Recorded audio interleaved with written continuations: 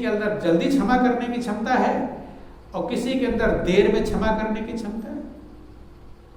कुछ लोग जब लड़ाई होती है तो ज्यादा क्रूर स्वभाव वाले जल्दी क्षमा नहीं करते, लेकिन ज्यादा जब नुकसान होने लगता है तब कहते बस बस अब रहने दो रहने दो। कहते हैं अपराधी भी कभी कभी आप सुनते हैं कि अपराधी बांधता है। एक अपराधी इसलिए पकड़ा गया, चोर था, चोरी करने गया था और सब घर वालों को रस्सी में बांध दिए, कस करके मुंह में जो भी कपड़ा इत्यादि भर दिया होगा और माल लूट कर लेकर चले गए। जब लेकर चले गए तो चोरों को क्षमा याद आया, दया आया। क्या आया? दया आया। दया रूपेण संस्था, दया के रूप में स्थित। सबके अंदर दया है, कोई भी ऐसा प्राणी नहीं जिसके अंदर दया ना हो। कहते हैं कि बहुत निर्दयी है, निर्दयी भले ज्यादा हैं लेकिन दया भी मौजूद होगी। निर्दयी होना ही दया का लक्षण है। अगर निर्दयी है इसका मतलब उसके अंदर भी दया मौजूद। परसेंटेज ज्यादा और कम हो सकता है, कोई निर्दयी ज्यादा हो, परसेंटेज ज्यादा हो, दया वाला परसेंटेज कम होगा। किसी के अंदर दया का परसेंटेज ज्यादा हो और निर्दयी का परसेंटेज कम हो, लेकिन सभी के अंदर रहता है, कोई भी उससे बचा नहीं है। तो चोर फोन करते हैं पुलिस वालों को कि उनके घर में सब बंधे हुए हैं, ताकि पुलिस वाले चले जाएंगे, खुल जाएंगे। तो जब पुलिस वालों को फोन किया तो पुलिस वाले उधर नहीं गए घर पर, पहले चोर का फोन जहां से आया वहीं गए, उसे पकड़ कर ले। नहीं समझ में? तो क्षमा के कारण, दया के कारण वो भी पकड़े गए, लेकिन दया मौजूद है। बुरे से बुरे, क्रूर से क्रूर व्यक्ति के अंदर भी दया मौजूद है। वर्णनाता या देवी सर्वभूतेषु दया रूपेण संस्था नमस्तस्यै नमस्तस्यै नमस्तस्यै नमो नमः। या देवी सर्वभूतेषु क्षुधा रूपेण संस्था, क्षुधा के रूप में, क्षुधा माने भूख और प्यास के रूप में। तो सबके अंदर भूख और प्यास है।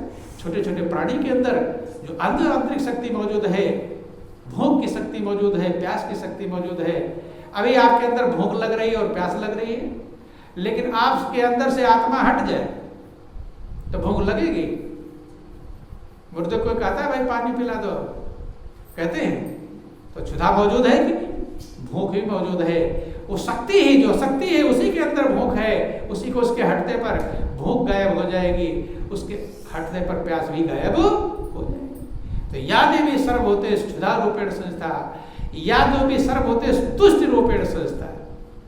तुष्टि माने संतुष्टि, सबके अंदर संतुष्टि मौजूद है, बस परसेंटेज का अंतर है। किसी के अंदर कम संतोष है और किसी के अंदर ज्यादा संतोष है। जिसके अंदर ज्यादा संतोष है वो ज्यादा मगन रहता है, और जिसके अंदर संतोष की भावना कम है वो ज्यादा बेचैन रहता है। सबके अंदर कम और अधिक हो सकता है, लेकिन वो देवी जो है, दैवीय शक्ति जो है सबके अंदर मौजूद है। तुष्टि के रूप में मौजूद है, संतुष्टि के रूप में मौजूद है। भगवान राम ने सबरी को नौधा भक्ति समझाया, उसमें संतोष का नंबर 8वीं भक्ति पर आया। कौन सी भक्ति में? 8वीं। 7 भक्ति प्राप्त कर लेगा उसके बाद उसके अंदर संतोष। लोग कहते हैं संतोष नहीं होता जल्दी, तो संतोष होना आसान काम नहीं, क्योंकि संतोष हो जाए सारी झंझट खत्म हो जाए। महापुरुष समझाते हैं कि गोधन गज धन बाज धन और रतन धन खान, और जब आवे संतोष धन सब धन धूरी समान। कितना भी आपका कुछ नुकसान हो गया हो और आपके अंदर संतोष आ जाए तो आपकी बेचैनी गायब हो जाएगी, और कोई भी नुकसान ना हुआ हो और संतोष ना हुआ तो बेचैन नहीं रहेगी। जिसके अंदर संतोष नहीं है वो बेचैन रहता है। रामायण वर्णन आया, भगवान राम ने सबरी को 8वीं भक्ति समझाया कि 8 जथा लाभ संतोषा, और सपने नहीं देखे पर दोष।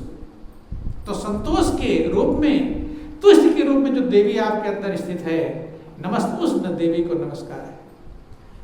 या देवी सर्वभूत श्रद्धा रूपेण संस्था, जो सब प्राणियों के अंदर श्रद्धा के रूप में स्थित है। श्रद्धा भी सबके अंदर है, कोई भी ऐसा नहीं जिसके अंदर श्रद्धा ना हो, लेकिन वहां भी ज्यादा श्रद्धा होगी ज्यादा कीमत प्राप्त करेगा, कम श्रद्धा होगी कम कीमत प्राप्त करेगा।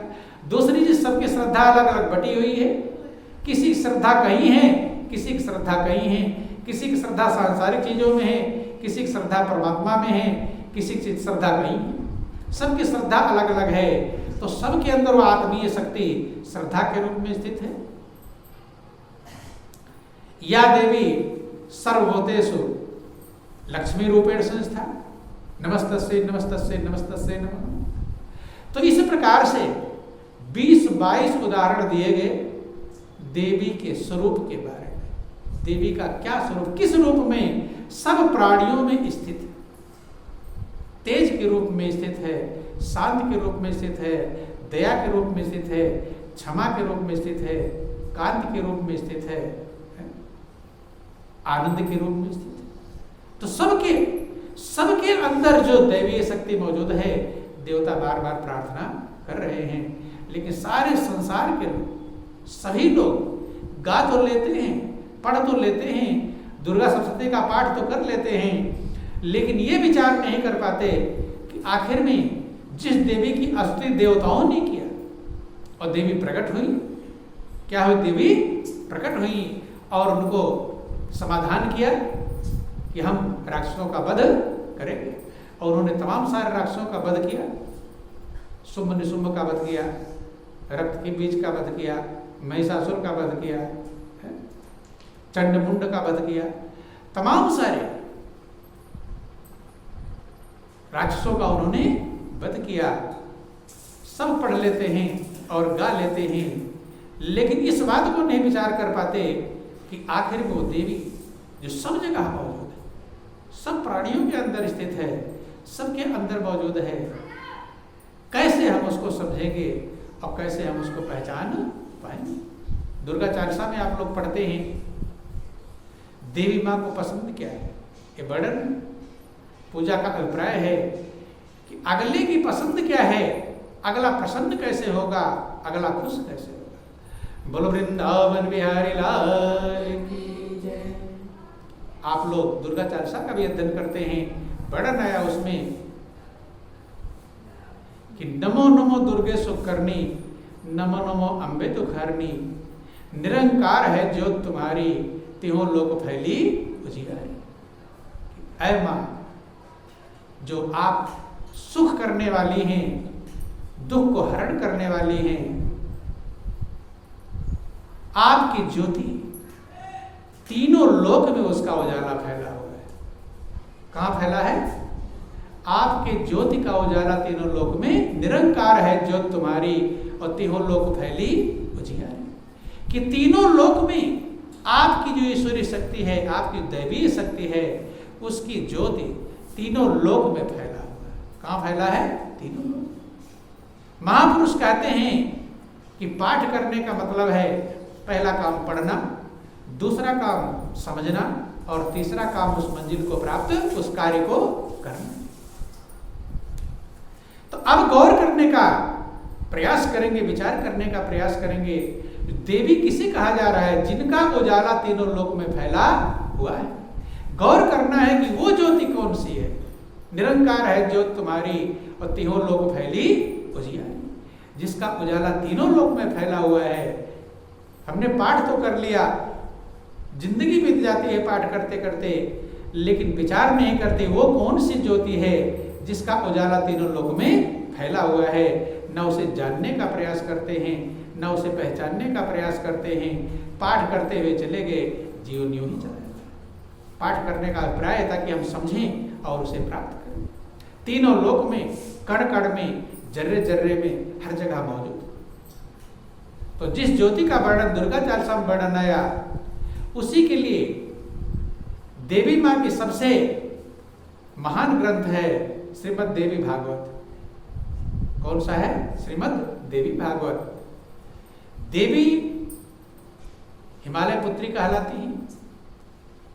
पर्वतराज हिमालय को देवी ने समझाने का प्रयास किया कि हे पर्वतराज, जो मेरा वास्तविक स्वरूप है वो ब्रह्म स्वरूप है। तुम ब्रह्म स्वरूपा देवी का ध्यान करो। कौन स्वरूपा?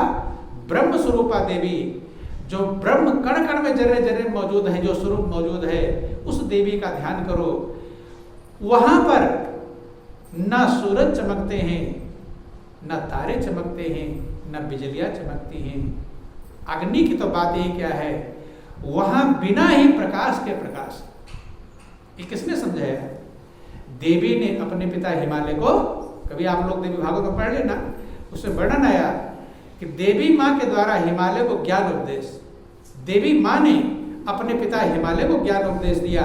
वे कहती हैं उस ब्रह्म स्वरूपा देवी का ध्यान करो जो सबके हृदय में रहने के कारण है, गुहाचर नाम से प्रसिद्ध है, जो सबके हृदय रूपी गुफा में मौजूद है, जो स्वरूप मौजूद है, कण कण में जरे जरे मौजूद है, वो किसी की बुद्धि में आने वाला नहीं। देवी ने समझाया कि वह जो स्वरूप है वो बुद्धि से परे है, बुद्धि के अंतर्गत नहीं आता, उसे केवल ज्ञानी लोग जानते हैं। कौन जानते हैं? ज्ञानी।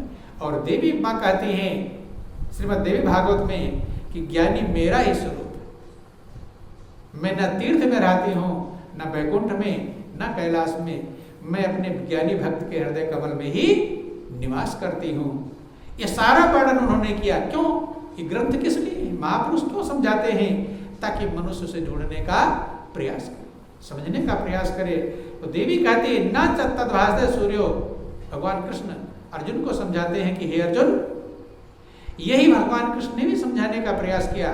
क्योंकि सभी महापुरुषों ने उस एक शक्ति को प्राप्त करने के लिए समझाया, लेकिन लोग अलग अलग समझ लेते हैं। लोग समझते हैं देवी माँ अलग है, राम अलग है, कृष्ण अलग है, शंकर अलग है। महापुरुष कहते एक ही शक्ति, एको देवा सर्वभूतेषु गूढ़ा, कहते एक ही देव है, एक ही परमात्मा है जो सब प्राणियों के अंदर मौजूद है। भगवान कृष्ण अर्जुन को समझाते हैं कि अर्जुन मेरा परम धाम कहाँ है। सब चाहते भगवान के धाम में जाना,